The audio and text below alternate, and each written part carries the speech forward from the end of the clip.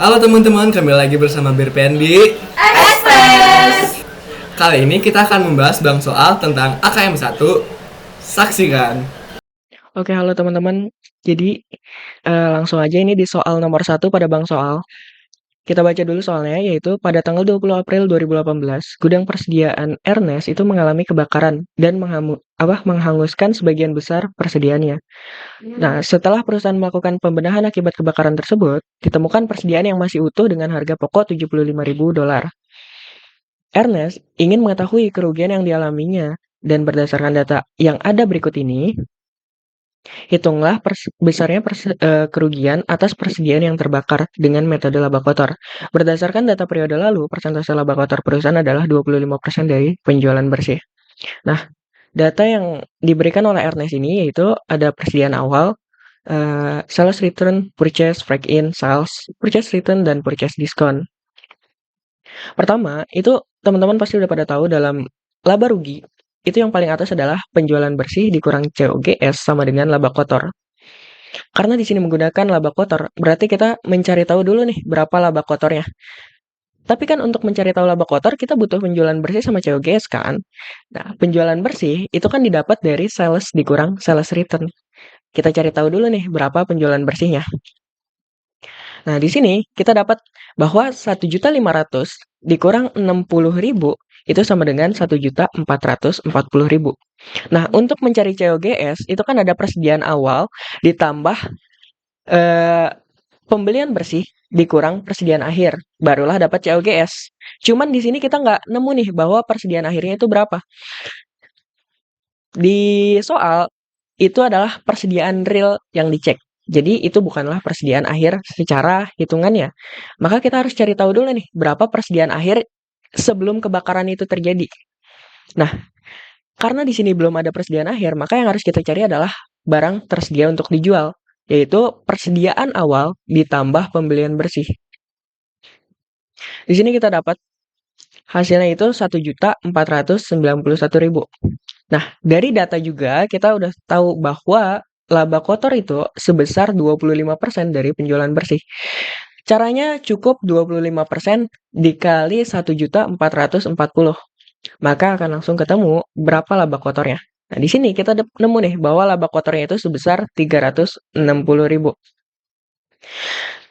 Seperti yang dibilang, bahwa laba kotor itu didapat dari penjualan bersih dikurang COGS sama dengan laba kotor. Berarti penjualan bersih dikurang gross profit atau laba kotor itu COGS. Jadi dibalik. COGS sama dengan penjualan bersih dikurang laba kotor. Nah, di sini kita dapat bahwa 1.080.000. Nah, sekarang kita ingin mengetahui berapa kerugiannya. Kalau kita ingin mengetahui berapa kerugiannya, kita harus cari tahu dulu berapa persediaan akhir yang sebenarnya tuh harusnya ada kalau misalnya nggak kebakaran. Seperti yang dibilang, ini adalah BTUD atau barang tersedia untuk dijual. Nah, biasanya, bukan biasanya, dalam rumusnya, untuk mencari COGS itu adalah BTUD dikurang persediaan akhir, barulah dapat COGS. Berarti ini cukup kita balik aja nih, yaitu jadi barang atau persediaan akhir sama dengan barang tersedia untuk dijual dikurangi COGS. Itu nanti dapat persediaan akhir. Di sini kita dapat persediaan akhirnya sebesar 411.000. Nah, ini kalau misalnya kita lihat secara berurutan, ini bakalan terstruktur gitu. Bahwa awalnya kita mencari net sales, yaitu 1.440. Nah, kita mencari COGS. Inventory awalnya ditambah pembelian, ditambah ongkos angkut, dikurang retur pembelian, dikurang potongan pembelian, sama dengan segini, lalu dikurang lagi sama persediaan akhir. Dapat COGS-nya segini, sesuai 1.080.000. Nah, yang kita ingin cari tahu adalah berapa kerugiannya. Untuk mencari tahu berapa kerugiannya, itu berarti 411.000 ini dikurang sama 75.000. Nanti kita akan dapat hasilnya sebesar, nah, ending inventory-nya itu 411.000 dikurang 75.000 sama dengan 336.000. Seperti itu, teman-teman. Nah, untuk soal nomor 2, PT Dream Project merupakan sebuah perusahaan garmen yang memiliki peralatan. Berikut ini adalah informasi yang berhubungan dengan peralatan yang dimiliki oleh PT Dream Project pada 31 Desember 2019. Biaya perolehan sebesar 27 juta, akumulasi penyusutan sebesar 3 juta, nilai sekarang arus kas bersih masa depan yang diharapkan atau value in use sebesar 21 juta, nilai wajar sebesar 14.400. Pada tanggal 31 Desember 2019, peralatan ini memiliki sisa masa manfaat 4 tahun, dan PT Dream Project akan terus menggunakan aset ini di masa depan.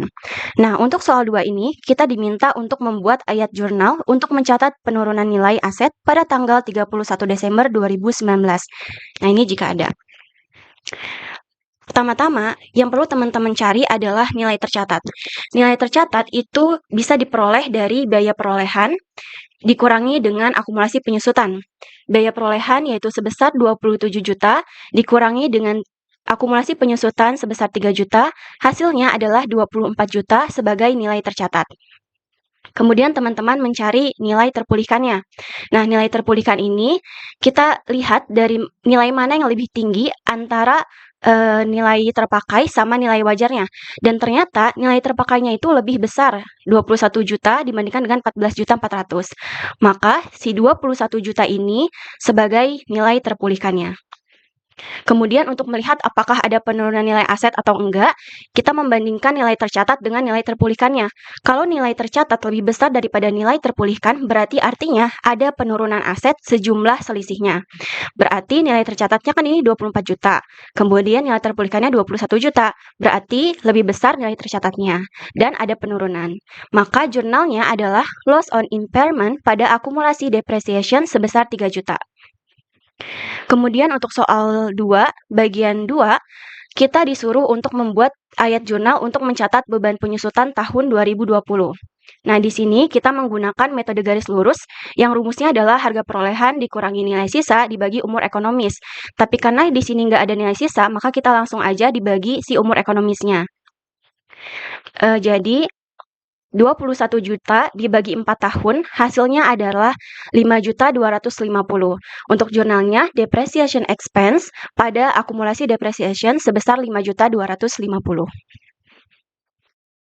Nah, untuk soal nomor 2, bagian 3, setelah dihitung nilai buku akhir tahun 2020 menjadi Rp15.350.000, sedangkan nilai wajar Rp15.300.000, kan nilai wajar lebih rendah ada penurunan nilai sebesar Rp450.000, dan jurnalnya itu loss on impairment pada accumulated depreciation sebesar Rp450.000. Jadi yang tercatat di akhir 2020 hanya jurnal penurunan nilai ini. Soal 3 yaitu Ross Corporation menjual produk makanan anak yang dikemas dalam kotak di tahun 2017 sebanyak 300.000 kotak dengan harga 13,5 US dollar. Di setiap kotak kemasan, perusahaan memasukkan sebuah kupon yang dapat ditukarkan dengan mainan anak. Perusahaan menawarkan hadiah kepada pelanggan satu buah mainan anak apabila pelanggan menukarkan sebanyak 15 kupon dari produk tersebut. Untuk keperluan penukaran kupon, perusahaan membeli mainan anak di tahun 2017 sebanyak 3.000 buah dengan harga 2,25 US dollar. Perusahaan mengestimasi bahwa akan ada penukaran kupon sebanyak 10% pada tahun 2017. Perusahaan menerima penukaran kupon sebanyak 6.000 kupon. Nah, di sini yang diminta, yang A-nya itu buatlah jurnal penjualan produk tahun 2017. Dan yang B-nya, buatlah jurnal pembelian mainan anak tahun 2017. Yang C-nya, buat jurnal pendistribusian hadiah di tahun 2017. Dan yang terakhir, yang D, buatlah jurnal untuk mencatat estimasi kewajiban premi pada akhir tahun 2017. Masuk ke jawabannya.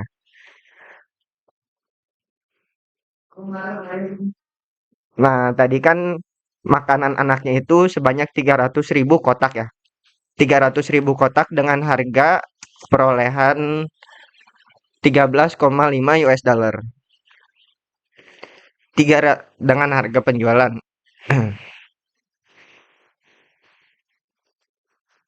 di sini masuk ke jawabannya. Yang A itu makanan anaknya tadi kan ada 300.000 kotak dengan harga 13,5 US dollar. Di sini kita mencari hasilnya dulu, yaitu 300.000 dikali 13,5 US dollar dan mendapatkan hasil 4.050.000 US dollar. Jurnalnya itu cash pada sales sebanyak 4.050.000 US dollar. Dan yang B-nya mainan anak sebanyak 3.000 buah dengan harga 2,25. Kita kalikan dulu 3.000 dikali 2,25 mendapatkan hasil 6.750. Jurnalnya di sini yaitu persediaan mainan anak pada cash sebanyak 6.750 US dollar.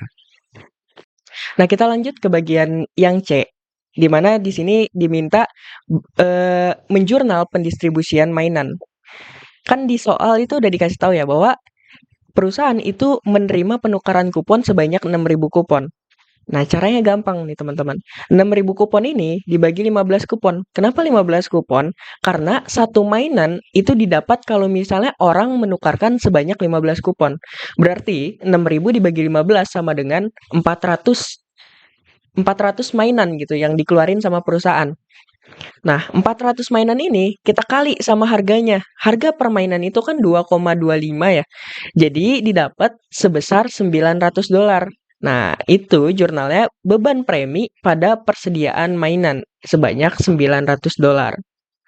Lalu pada bagian D, itu kita diminta berapa sih sisa kewajiban yang harus perusahaan catat.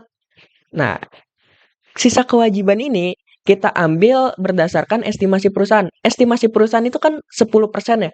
Nah, 10% dari kupon yang dibagiin atau 300.000 kotak tersebut itu berarti sebanyak 30.000 kupon. Nah, kita ubah dulu jadi mainan. Seperti sebelumnya, yaitu dibagi dengan 15 kupon. 30.000 kupon dibagi sama 15 kupon sebanyak 2.000 mainan. Jadi, perusahaan mengestimasikan bahwa sebanyak 2.000 mainan ini harus dipersiapkan sebagai kewajiban dari kupon-kupon yang udah dia keluarkan bersama kotak tersebut. Nah, tapi di tahun 2017 atau di C ini, tadi kita tuh udah melaksanakan kewajiban sebanyak 400 mainan atau sebesar $900. Berarti 2.000 mainan ini kita kurang sama 400 mainan. Kita dapat 1.600 mainan yang belum ditukar atau yang belum perusahaan distribusikan atau yang belum perusahaan laksanakan gitu kewajibannya. Itu dicatat sebesar 1.600 mainan tadi dikali sama harganya 2,25. Berarti sebanyak 3.600. Dan pencatatan jurnalnya itu beban premi pada utang premi sebanyak $3.600. Ini caranya nggak cuman ini, ada cara lainnya tergantung teman-teman. Atau misalnya bisa aja 30.000 kupon ini dikurang dulu sama 6.000 kupon baru dibagi 15, itu bisa juga. Pokoknya caranya seenaknya teman-teman aja. Atau misalnya yaitu 2.000 mainannya ini diubah dulu menjadi duit dengan dikali 2,25 dan hasilnya itu baru dikurang sama $900, itu juga bisa. Sebenarnya ada cara untuk mencapai 3.600, jadi itu tetap dikembalikan kepada teman-teman. Cuman di sini saya akan menunjukkan caranya yang seperti ini. Oke, seperti itu teman-teman. Selanjutnya, kita masuk ke soal 4. Di sini, Tania Company memiliki hak paten per 31 Desember 2013 pada laporan posisi keuangannya. Paten A dengan harga perolehan 125.000 dengan umur ekonomis 10 tahun. Paten B dengan harga perolehan 60.000 dengan umur ekonomis 15 tahun. Paten C dengan harga perolehan 90.000 dengan umur ekonomis 8 tahun. Di sini, transaksi terjadi di tahun 2014 pada Tania Company. Yang pertama, perusahaan ini memperoleh hak paten secara tunai pada 1 Oktober dengan harga $100.000. Hak paten ini memiliki umur ekonomis 10 tahun. Yang kedua, dikarenakan adanya penurunan penjualan produk terkait dengan hak paten A, maka perusahaan melakukan pengujian penurunan nilai pada hak paten A pada 31 Desember 2014 setelah dilakukan amortisasi pada akhir tahun 2014. Perusahaan mengestimasi arus kas masa depan dari hak paten A di tahun 2015, 2016, 2017, 2018 sebesar 12.500. Nah, yang pertama, kita diminta untuk membuat jurnal amortisasi untuk semua hak paten pada 31 Desember 2014. Nah, di sini paten A kita hitung dari harga perolehan yang tadi 125.000 dibagi dengan umur ekonomisnya 10 tahun didapat 12.500. Paten B dengan harga perolehan 60.000 dibagi dengan 15 didapat 4.000. Paten C dengan harga perolehan 90.000 dibagi dengan umur ekonomisnya 8 tahun didapat 11.250. Paten D didapat dengan harga perolehannya itu 100.000 dibagi dengan 10 tahun, karena di paten B itu baru diperoleh pada 1 Oktober, kita hitung 1 Oktober sampai 31 Desember itu baru didapat 3 bulan. Kita kali dengan 3 dibagi 12 didapat 2.500. Lalu kita total semua amortisasinya itu didapat 30.250. Lalu kita diminta untuk membuat jurnalnya. Nah, jurnalnya itu ada beban amortisasi pada hak paten sebesar 30.250. Selanjutnya, kita masuk ke B, itu kita diminta untuk membuat jurnal rugi penurunan nilai hak paten jika ada pada 31 Desember 2014. Yang pertama, kita akan hitung dulu nilai tercatatnya. Nah, untuk menghitung nilai tercatatnya, kita harus tahu dulu periode amortisasi. Di sini periode amortisasi pada hak paten A itu kan dimulai di tanggal 2 Januari 2009. Kita hitung sampai 31 Desember 2014 didapat 6 tahun. Beban amortisasinya yang tadi sudah kita hitung 12.500 kita kali dengan 6 sama dengan 75.000. Nah, sehingga nilai tercatatnya itu harga perolehan dikurangi beban amortisasi 125.000 dikurangi 75.000 sama dengan 50.000. Setelah kita menghitung nilai tercatat, yang kedua itu kita menghitung jumlah terpulihkan.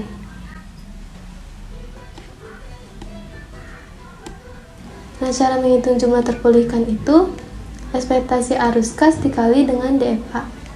Ekspektasi arus kas di soal tahun 2015 sampai 2018 itu 12.500 dan DFA-nya 3.1699. Jadi 12.500 dikalikan dengan 3.1699 hasilnya 39.623,75. Nah, karena di sini nilai tercatatnya itu lebih besar nominalnya daripada jumlah terpulihkan, maka terjadi penurunan nilai.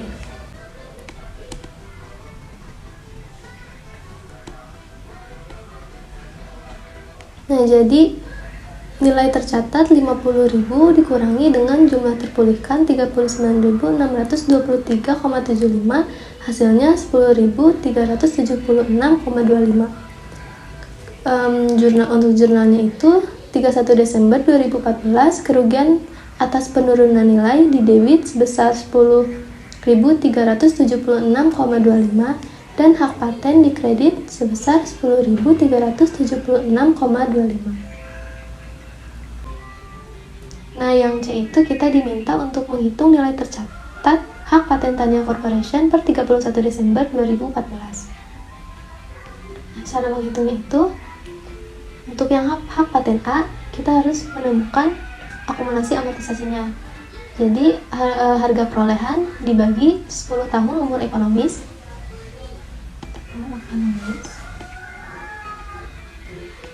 10 tahun umur ekonomis dikali dengan 6. Nah, 6 ini 6 tahun dari tanggal perolehan 2009 sampai 2014. Hasilnya 75.000. Jadi nilai tercatatnya harga perolehan 125.000 dikurangi dengan akumulasi amortisasi 75.000. Hasilnya 50.000. Nah, untuk yang hak paten B kita perlu menemukan penyusutan di tahun 2011-nya dulu. Jadi 60.000 harga perolehan dibagi 15 tahun umur ekonomis dikali 9 dibagi 12. Nah, ini kenapa dikali 9 dibagi 12? Karena berbeda dengan hak paten A, tanggal perolehannya itu di awal bulan 2 Januari sampai 31 Desember, full dari Januari sampai Desember. Jadi hanya dikalikan dengan tahun saja. Nah, berbeda dengan yang B sama yang C, tanggal perolehannya di pertengahan tahun, jadi perlu dikali dengan bulannya dulu. 1 April sampai 31 Desember itu 9 bulan, jadi 9 dibagi 12. Hasilnya 3.000. Nah, setelah kita menghitung yang tahun 2011, kita menghitung tahun setelahnya 2012 sampai 2014. Nah, harga perolehan 60.000 dibagi 15 dikali 3 ini 3 tahun dari tahun 2012 sampai 2014, hasilnya itu 12.000. Nah, ini tinggal dijumlahkan saja, 3.000 ditambah 12.000 hasilnya 15.000. Jadi nilai tercatat hak paten B tahun 2014 itu harga perolehan 60.000 dikurangi 15.000 akumulasi amortisasi, hasilnya 45.000.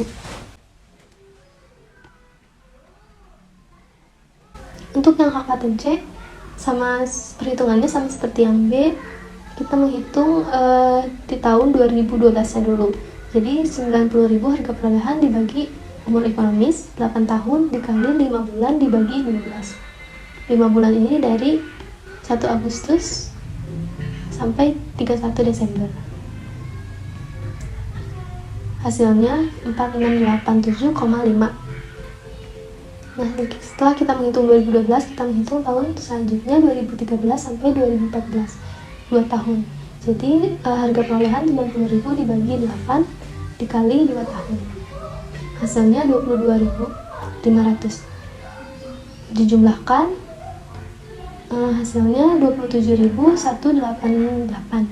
27.188. Jadi nilai tercatat untuk hak paten C itu 90.000 harga perolehan dikurangi 27.188, hasilnya 62.812. Untuk hak paten D, akumulasi amortisasi, harga perolehannya itu 100.000 dibagi 10 tahun umur ekonomis dikali dengan 3 dibagi 12. Nah, ini 3 ini dari tanggal diperolehnya 1 Oktober dikali 1. Nah, ini kenapa 1? Karena tahun perolehnya tahun 2014, jadi cukup dikalikan dengan 1 saja akumulasi amortisasinya, hasilnya 2.500. Nilai tercatat hak paten D, harga perolehan 100 dikurangi 2.500, hasilnya 97.500.